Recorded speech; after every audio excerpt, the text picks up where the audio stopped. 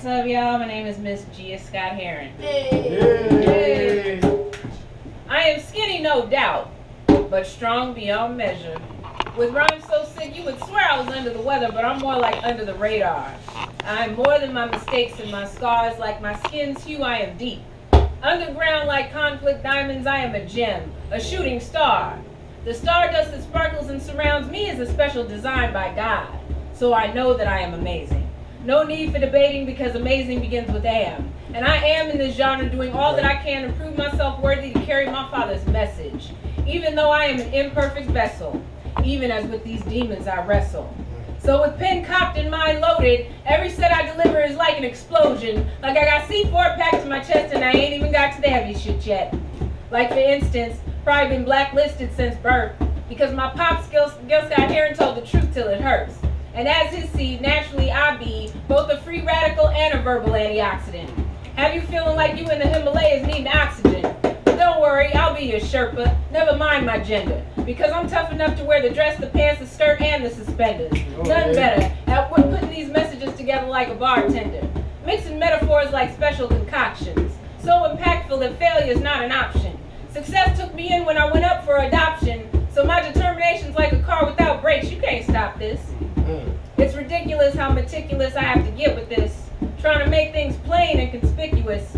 Relentlessly cleansing my perspective's lenses, I am a more than meets the eye type poet.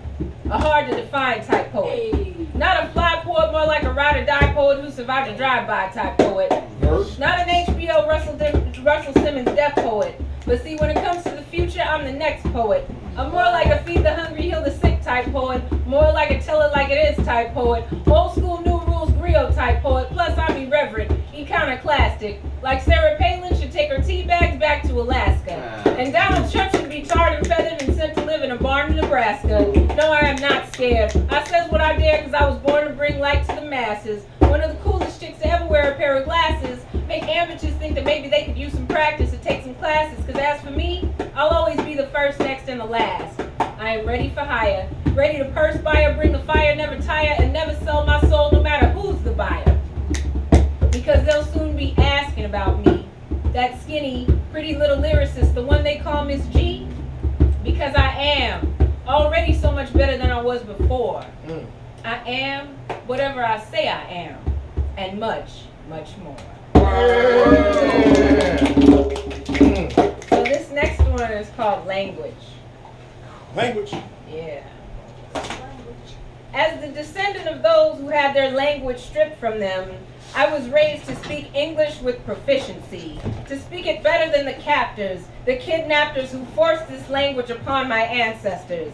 Hell, if you're gonna speak only one language, might as well speak it well. But my tongue has tried other ones as well, like Chinese, Spanish, and even Japanese, like ni hao ma and sheshe ni. And a well-placed arigato and dojo sometimes got me extra pieces of sushi. Like, a mí me encanta la gente que habla español. A mí me encanta todo. This, I don't speak so well. This is not the language of my captors. This is me reaching out to other people of color. This is me reaching out looking for acceptance. Not because I don't love my own people, only because I refuse to accept being monolingual. Only 25% of Americans speak a second language. In many countries around the world, 40 to 60% of the people speak 2 languages or more because they understand that communication is a bridge, a key that opens doors. So the fact that bilingual education is not taught across the nation, to me, is disgusting. To be arrogant in our ignorance is cringeworthy. The fact that we now pride ourselves in our ability to send meaning in 140 characters or less, or send misspelled posts on Facebook that even autocorrect couldn't catch, this is what humility tastes like. It tastes like a fish out of water, flapping and gasping for breath when there is air all around him. I taste it in the back of my throat as I try to make other languages tap dance across my tongue. I am Sammy Davis in English, but in foreign languages, I am Quasimodo. I am 2 left feet on the dance floor outside of my monolingual zone. But at least I try. I was at a recycling center and a Latino dude asked the woman in front of me, "Está lista? Are you ready?" I overheard the white lady ask the Latino, "Don't you speak American?"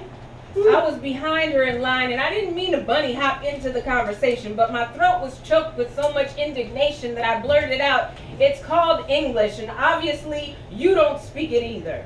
They both looked at me, the white lady with knives coming out of her eyes.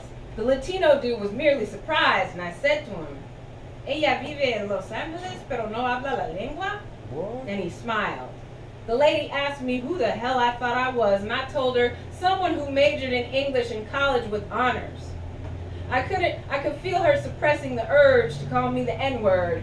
She said I had no right to speak to her that way because this is America. I said that's exactly why I have the right to speak to you that way. Woo! I wanted to lecture her about the history of how California came to be a part of this country, how it was annexed after the Mexican-American War, also known as the invasion of Mexico, but I knew it would fall on deaf ears. She had already started walking away, so I let her hold on to her precious ignorance. Let's wake up, America. I'll be your alarm clock, and I'll start with this question as a token. How are we going to start a discussion if we don't know the language that's being spoken? Yay, yay! Yeah.